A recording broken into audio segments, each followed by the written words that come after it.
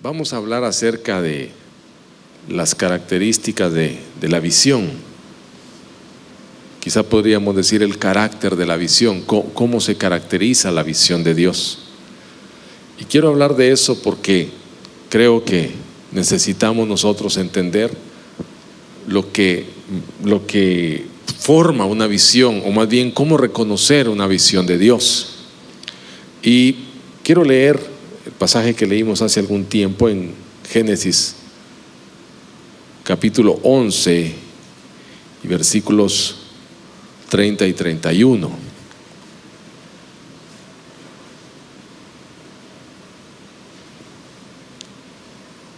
¿Lo tiene? Dice: mas Sarai era estéril y no tenía hijo. Y tomó tarea a Abraham su hijo, y a Lot hijo de Aram, hijo de su hijo, y a Sarai su nuera, mujer de Abraham su hijo. Y salió con ellos de Ur de los Caldeos para ir a la tierra de Canaán. Y vinieron hasta Harán y se quedaron allí. Y fueron los días de Taré 205 años, y murió Taré en Harán. Pero Jehová había dicho a Abraham: vete de tu tierra y de tu parentela y de la casa de tu padre a la tierra que te mostraré. Y haré de ti una nación grande, y te bendeciré, y engrandeceré tu nombre, y serás bendición. Bendeciré a los que te bendijeren, y a los que te maldijeren maldeciré, y serán benditas en ti todas las familias de la tierra. Fíjese que cuando estaba preparando esta enseñanza y estaba recordando los elementos que habíamos estado viendo acerca de la visión, una de las cosas importantes que uno debe ver, estos elementos que hemos estado viendo, nos hablan acerca del proceso de la visión, de cómo la visión se va desarrollando. O sea que hay un proceso, y en ese proceso muchas veces la visión es probada si es de Dios o no es de Dios, de dónde salió la visión que tenemos y hacia dónde vamos. Entonces nos ubica ese proceso para alcanzar la visión. No nos describe la visión en sí, pero nos ubica. ¿Por qué? Porque en la búsqueda, por ejemplo, de conocer a Dios, en la visión que tenemos, en conocernos a nosotros mismos, en conocer otras características del Señor, nosotros empezamos a entender si esto es o no es de Dios. Y en ese proceso nosotros nos encaminamos hacia la visión que Dios nos ha dado. Entonces, una de las cosas importantes que debemos ver antes de entrar en las características de la visión es que tu visión va a reflejar tus valores y creencias básicas, y esos son elementos que son parte tuya, inseparable. Jamás el Señor te va a dar algo que no se relacione con tus valores y creencias, sino que al contrario, Él va a usar esos valores y esas creencias para darte esa visión. ¿Por qué? Porque son elementos inseparables de nuestra vida, se integran a cada decisión y juicio que hacemos. Toda decisión y todo juicio que nosotros emitimos lo hacemos en base a las cosas que creemos. No las hacemos en base a cosas que oímos por ahí, sino en base a cosas que profundamente creemos. Entonces, estos elementos son importantes porque funcionan como un filtro a través del que nosotros determinamos cómo responder a las circunstancias siempre cambiantes de la vida, porque siempre están cambiando. Entonces, esos valores, esos principios, esas creencias nos ayudan a filtrar todas esas cosas. Ahora, quizá nosotros, algunos muy jóvenes, todavía no tienen lo que se llama una filosofía de vida, no la han llegado a formar. Quizá otros ya la tienen, pero esta filosofía de vida hay un momento en que se tiene. Pero cuando uno quizá no la tiene, pero ya tiene una visión, la visión actúa como un mecanismo prefijado que te permite tomar decisiones consistentes en ausencia de esa filosofía, en ausencia de ese principio que te has marcado para vivir. Mientras tanto, nosotros, mientras alcanzamos la visión, podemos estudiar, examinar los atributos de la visión que Dios nos ha dado. Fíjese que cuando a Abraham le dieron la visión para su vida, usted ve que él no respondió inmediatamente. Dice, Dios le dijo: sal de tu tierra y de tu parentela a la tierra que te voy a mostrar. Y él agarró y salió con su papá y con toda su familia y empezaron a buscar la tierra que Dios les había prometido. Pero no llegaron a esa tierra, encontraron una ciudad que se llamaba Harán y ahí se quedaron. Hasta que murió el papá de Abraham, siguieron caminando. O sea, Abraham siguió caminando en busca de lo que Dios le había dicho. Pero ¿qué pasó entre la palabra que Dios le dio y el momento en que él siguió caminando? Hubo un proceso. Ahora, en el momento en que Abraham sale, Dios le da de nuevo la visión y le dice que lo va a hacer una nación grande y que en él van a ser benditas todas las naciones de la tierra. O sea, que le estaba dando una visión para su vida, que él iba a ser una persona trascendental, una persona que iba a trascender y que iba a transmitir a otros lo que él había recibido de Dios. Ahora, le decía, ¿qué sucedió? Hubo un proceso antes de que él pudiera seguir andando, y parte del proceso fue la muerte de su padre. O sea que hay cosas que suceden en nuestra vida que quizá en el momento no las entendemos porque son dolorosas. Fíjese que una de las cosas a las que todo el mundo se niega es a aceptar que la muerte es parte de la vida, ¿cierto?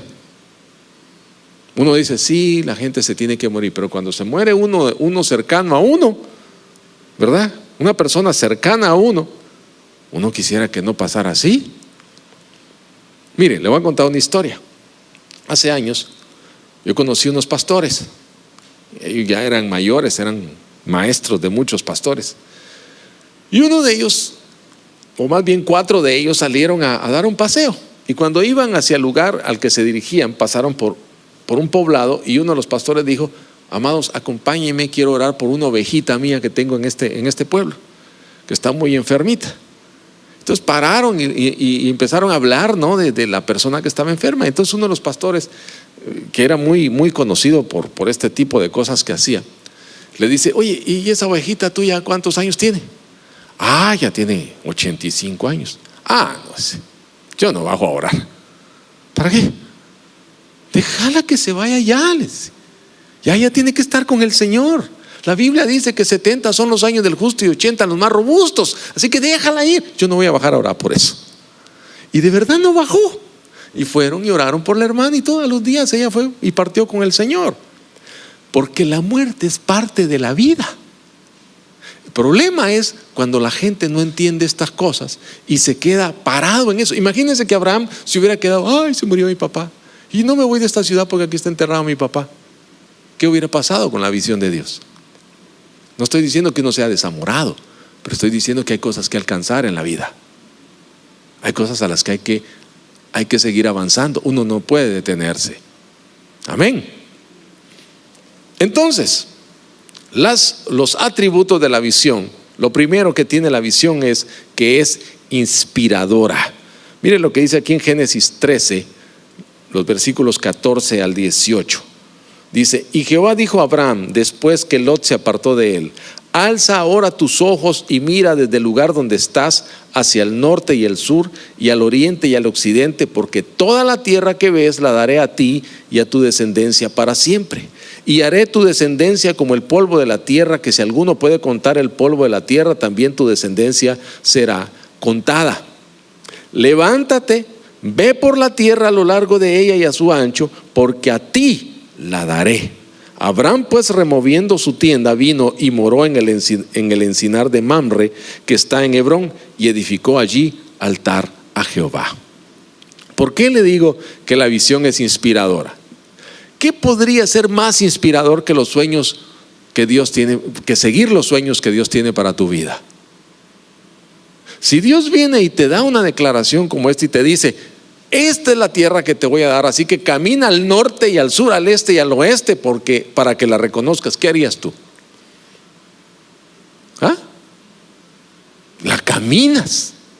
Alguien decía que lástima que Abraham no tenía helicópteros en aquel tiempo, porque se hubieran resuelto muchos problemas que tenemos hoy en Medio Oriente. Pero el hombre se dedicó a caminar hasta que recorrió la tierra y vio lo que Dios le iba a dar. ¿Por qué? Porque lo inspiró lo que Dios le dijo. Debemos entender que hay una clara diferencia entre el proceso de captar la visión y la experiencia de vivirla. No es lo mismo cuando Dios te dice, esto es lo que tienes que hacer, esto es lo que voy a hacer contigo, que cuando te dice, empieza a alcanzarlo. Tú empiezas a caminar. Es como aquel que va a la universidad y aprende todo lo que ha aprendido en el aula, en el salón de clases, y cuando se gradúa, ¿qué es lo que le toca? Empezar a trabajar sobre lo que aprendió. Entonces, cuando Dios te da una visión, Él te dice a dónde te quiere llevar. Pero no hay nada tan emocionante, tan inspirador como empezar a trabajar en eso.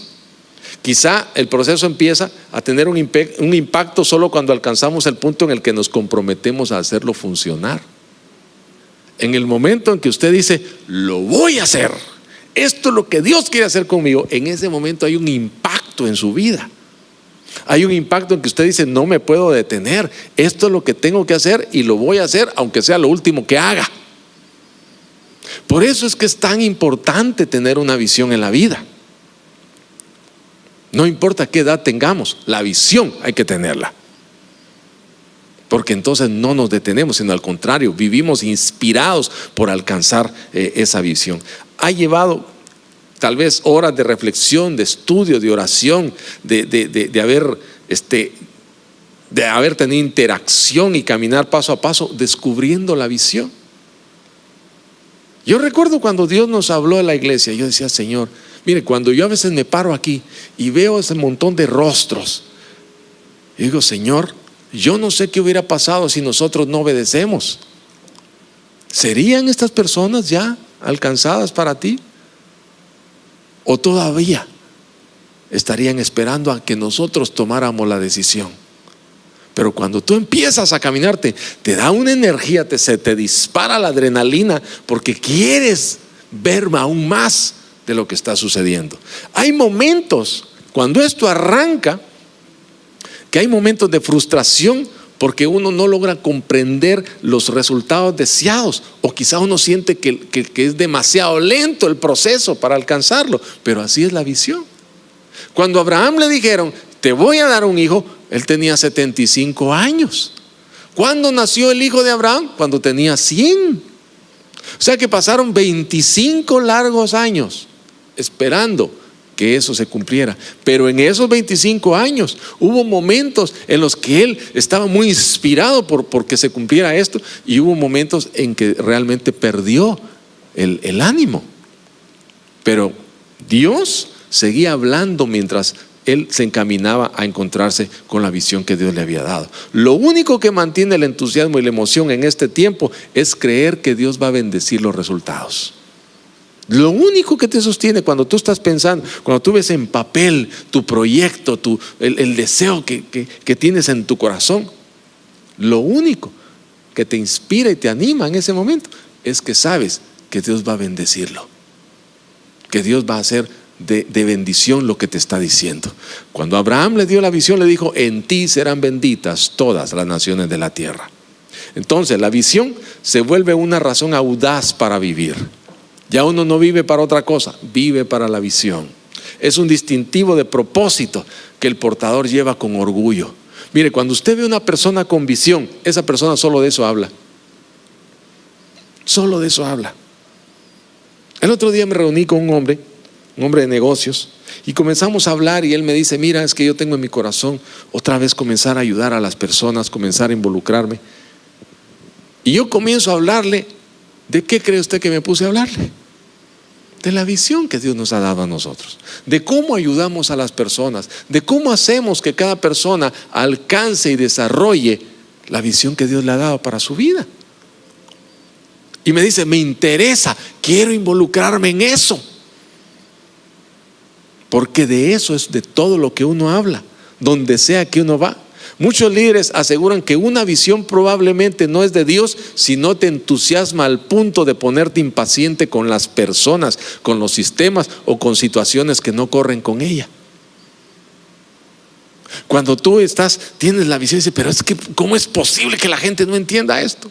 ¿Cómo es posible que no corran con esto? ¿Cómo es posible que sean tan lentos? ¿Por qué? Porque está entusiasmado con la visión. Entonces los líderes a los que les hicieron una encuesta dijeron que ellos dudaban de que una visión fuera de Dios si no producía ese entusiasmo en la gente. La fuerza de la visión es algo que te inunda solo por el hecho de creer y vislumbrar el potencial y el impacto que resultará cuando sea una realidad. Es el combustible de la visión, o más bien el combustible de la vida, el tener una visión. Entonces te inspira de esta manera. La visión no es visión si no inspira. Entonces la visión es inspiradora. Si no inspira, no es visión. Amén. La segunda cosa, la visión está orientada al cambio. Génesis capítulo 18, versículos 10 al 15. Entonces dijo: de cierto volveré a ti, y según el tiempo de la vida, he aquí que Sara tu mujer tendrá un hijo. Y Sara escuchaba a la puerta de la tienda que estaba detrás de él. Y Abraham y Sara eran viejos de edad avanzada, y a Sara le había cesado ya la costumbre de las mujeres. Se rió pues Sara entre sí diciendo: después que he envejecido, ¿tendré deleite siendo también mi señor ya viejo? Entonces Jehová dijo a Abraham: ¿por qué se ha reído Sara diciendo: ¿será cierto que he de dar a luz siendo vieja? ¿Hay para Dios alguna cosa difícil?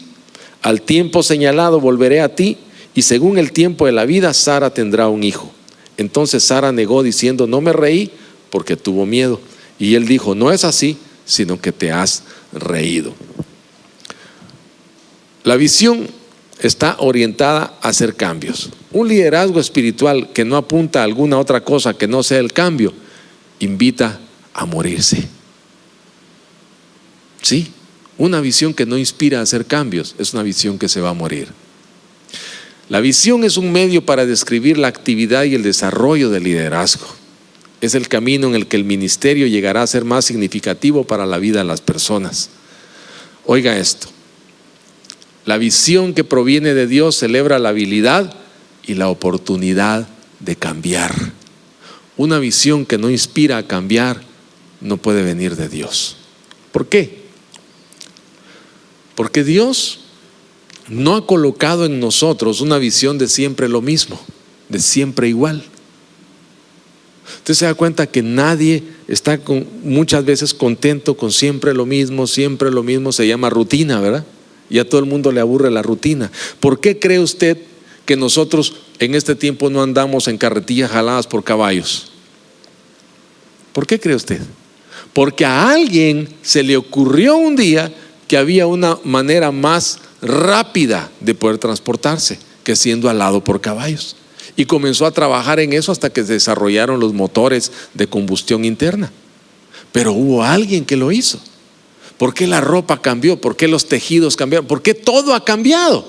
Porque hubo alguien que no estuvo de acuerdo con el statu quo, sino que quería que las cosas cambiaran, y tuvo una visión de cómo las cosas podrían cambiar. Dios es el Dios de la creatividad y la diversidad. Él es un creador responsable en el progreso y en el avance de su creación. Él pudo crear un mundo donde el cambio fuera extraño y desagradable. Gracias, hijo. Pero en cambio, Él introdujo la transformación. Si usted se da cuenta, nosotros somos, dice la Escritura, que somos transformados de gloria en gloria. Nosotros mismos no permanecemos iguales. Jesús dijo que la senda en los proverbios, Salomón dijo que la senda del justo era como la luz de la aurora, que va en aumento hasta que el día es perfecto. O sea que hay cambios en nuestra propia vida. Hay cambios. Entonces, una visión tiende al cambio. Una visión provoca cambios. Entonces, Dios va a hacer que las cosas se den de esa manera. Dios va a hacer que la visión produzca cambios. Miren lo que dice el Salmo 104. Salmo 104.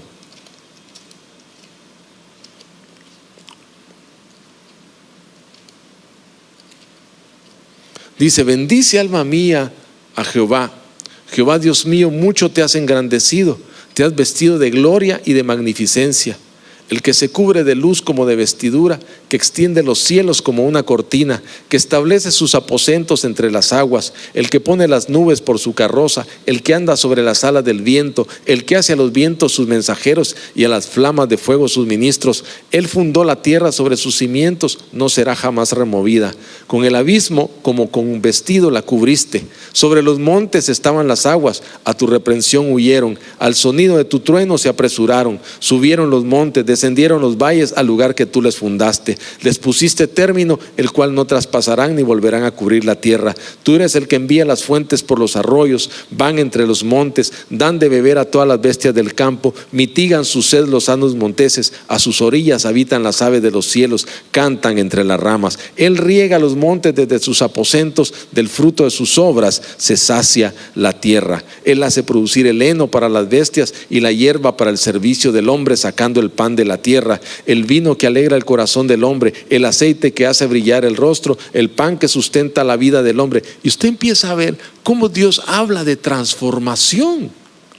Todo es transformado. El producto de la tierra se convierte en alimento, el producto de los animales se convierte en vestido, y así muchas cosas están sufriendo transformación. ¿Por qué? Porque Dios es un Dios creador y creativo. Él ama la diversidad.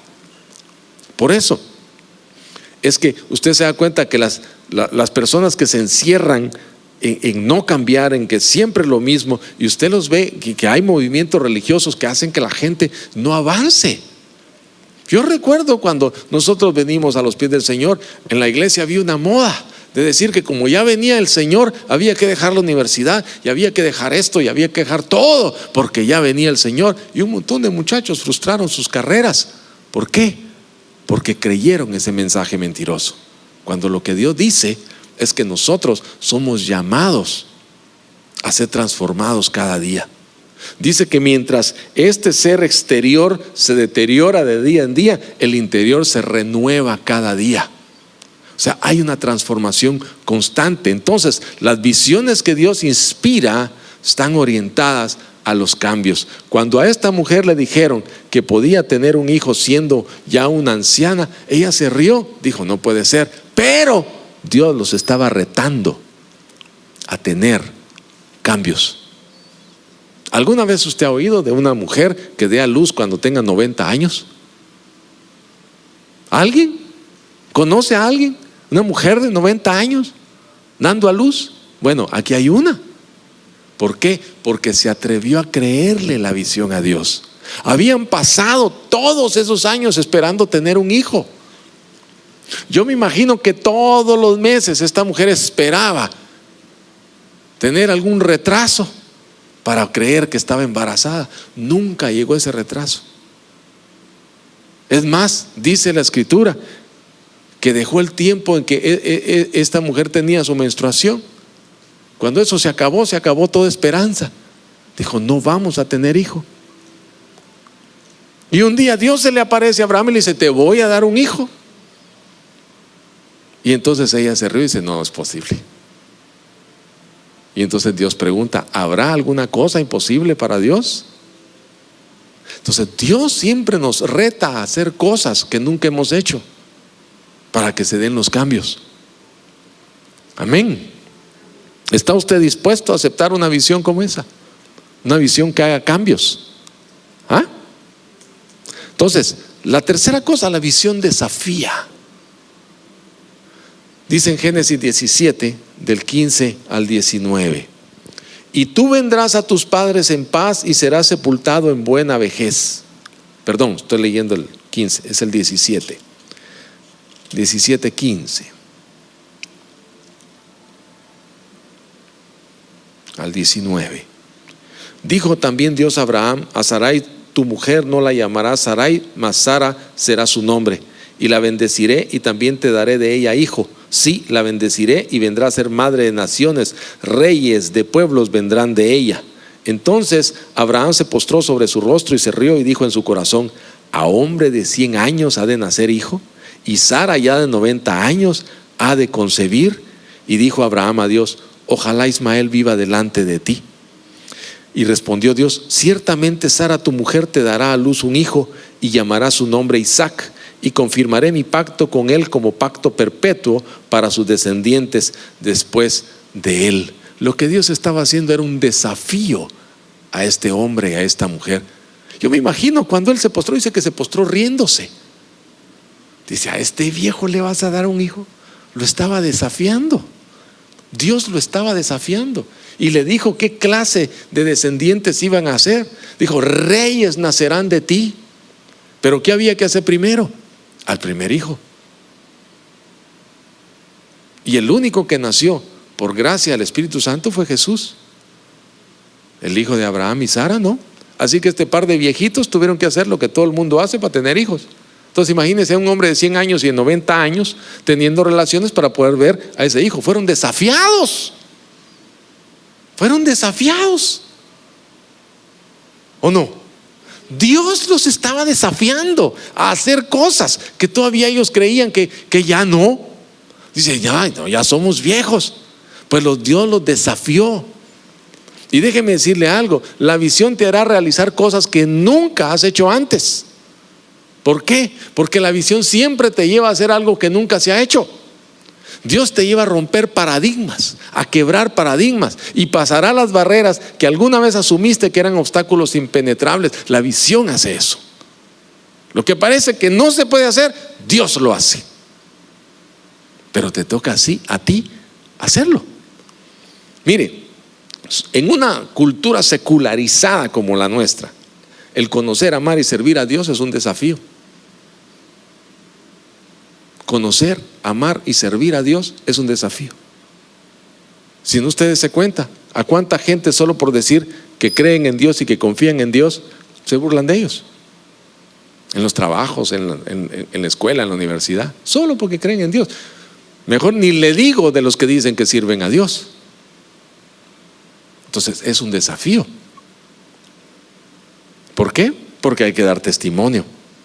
Entonces debemos entender una cosa: que la visión en sí será lo suficientemente grande que nos encontraremos fatigados al desarrollar nuevas ideas y métodos para lograr los fines que buscamos. Dios, cuando nos da una visión, nos lleva a hacer cosas que nunca antes ha hecho otro. Nunca se deje llevar. Cuando usted recibe una visión, no piense de que porque otros no lo han hecho no es posible. Cuando sucedió lo de Abraham, nadie más, si ellos mismos se preguntaron: ¿cómo es posible? Si yo soy un hombre de 100 años y mi mujer tiene 90, a estas alturas vamos a tener un hijo. Y Dios dijo: ¿habrá alguna cosa imposible para Dios?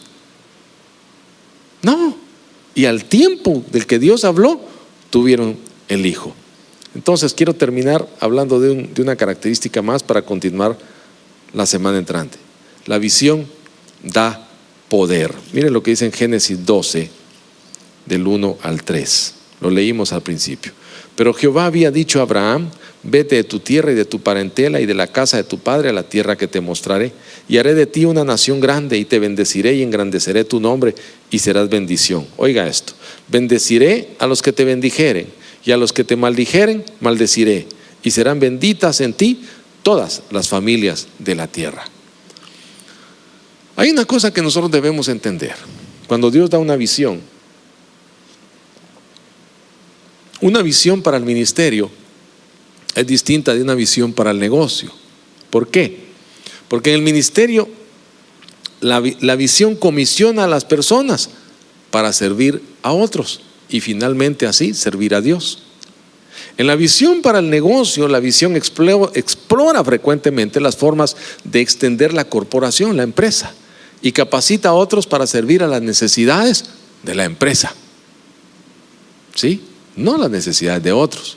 Y así es como funciona. Entonces, la visión de este tipo se enfoca hacia lo interno, la visión de negocios. Pero la visión de ministerio se enfoca hacia el exterior, hacia las personas.